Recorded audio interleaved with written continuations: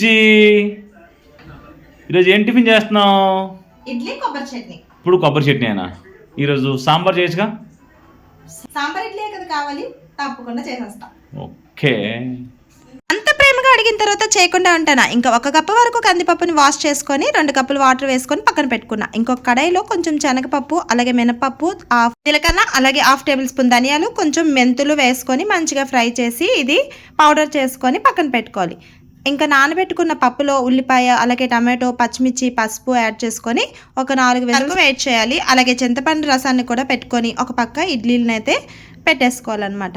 ఇంకా ఈ లోపలైతే పప్పు అయితే రెడీ అయిపోతుంది. దాన్ని అయితే మిక్సీ వేసుకొని చక్కగా ఈ విధంగా చేసుకోవాలి.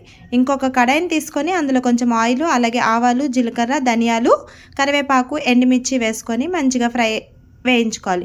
అయిపోయిన తర్వాత ఆనియన్స్, అలాగే టమాటాలు మంచిగా మగ్గిపోవాలి. ఇందులోనే సాల్ట్, అలాగే కొంచెం కారం యాడ్ చేసుకొని అంతా కలిసేలా కలుపుకొని కొంచెం ఇంగువను కూడా యాడ్ చేసుకొని మిక్సీ పట్టుకున్న పప్పుని, అలాగే 1/2 కప్పు వరకు చింతపండు రసాన్ని యాడ్ చేసుకొని మనకి ఎంత వాటర్ కావాలో అంత కన్సిస్టెన్సీ చూసుకొని బాగా మరిగినప్పుడు మనం ఆల్రెడీ పౌడర్ యాడ్ చేసేసుకోవాలి. అలాగే బెల్లం ముక్క యాడ్ చేసుకొని ఒక 5 to 10 minutes బాయిల్ అయిన తర్వాత కొత్తిమీరతో గార్నిష్ చేసుకుంటే సూపర్ అంటే సూపర్ టేస్టీ అయినా సాంబార్ రెడీ అయిపోతుంది. ఇడ్లీలో కదా చాలా బాగుంటుంది. మరి మీకు నచ్చిందా? నచ్చితే తప్పకుండా లైక్ చేసి సబ్స్క్రైబ్